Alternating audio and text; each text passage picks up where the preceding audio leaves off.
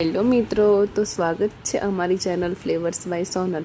તો આજે હું તમને શીખવાડીશ કે સરસ મજાના ભરેલા મરચાં કઈ રીતે બનાવવાના। તો વઢવાણી મરચાંને પહેલાં ચણાનો લોટ શેકી અને થોડોક અંદર મસાલા કરી અને તેને મરચાંને ભરી લેવાના છે। અને મરચાંને ભરી અને તેને ઢોકળિયામાં સરસ બાફમાં થોડાક પકવવા દેવાના છે। અને બીજી બાજુ મેં ગરમ તેલમાં ડુંગળીની પેસ્ટ લઈ લીધી છે।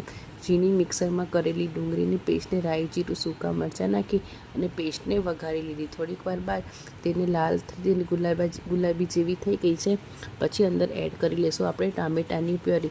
ટામેટાને પણ મેં પીસીને રેડી કરીને રાખી લીધા હતા।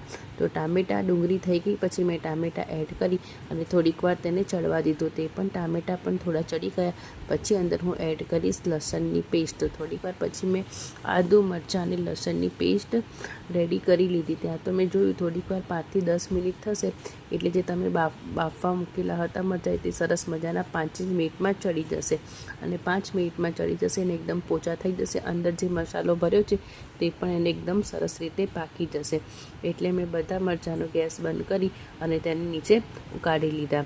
ત્યાં થોડીક જ વારમાં બીજી બાજુ મેં ચણાનો લોટ લઈ લીધો। મેં થોડો કકરો ચણાનો લોટ લીધેલો હતો। કકરા ચણાના લોટની અંદર થોડું પાણી નાખી અને તેને બેટરને સરસ મજાનું મિક્સ કરી લીધું। અને એટલું ધ્યાન રાખજો કે તમે બેટર બનાવો તો બેટરને થોડું ઘાટું રાખજો। તો આ રીતે મેં એક કણી રહ્યા વગર બેટરને સરસ મજાનું હલાવી લીધું। બેટરને હલાવીને રેડી કરી લીધું હતું। ત્યાં તો મારો ડુંગળી અને ટામેટાં અને જે મસાલો હતો તે પણ પાકીને રેડી થઈ ગયો હતો।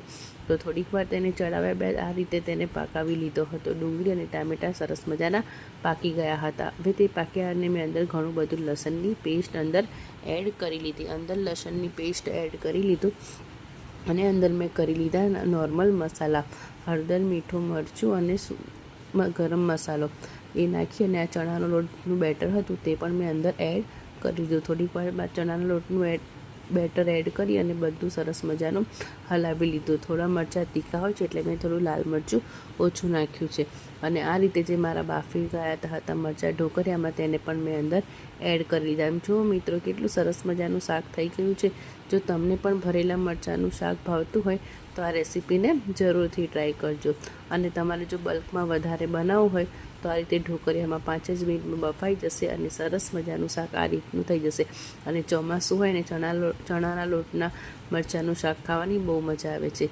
તો કેવું લાગ્યું મિત્ર રેસીપી કોમેન્ટ જરૂરથી કરજો અને ટ્રાય પણ જરૂરથી કરજો। વરસાદ પડતો હોય અને ખાવાની મજા આવે તો ચેનલને લાઇક શેર અને સબસ્ક્રાઈબ જરૂરથી કરજો। બાય, મળીએ બીજા વ્લોગ।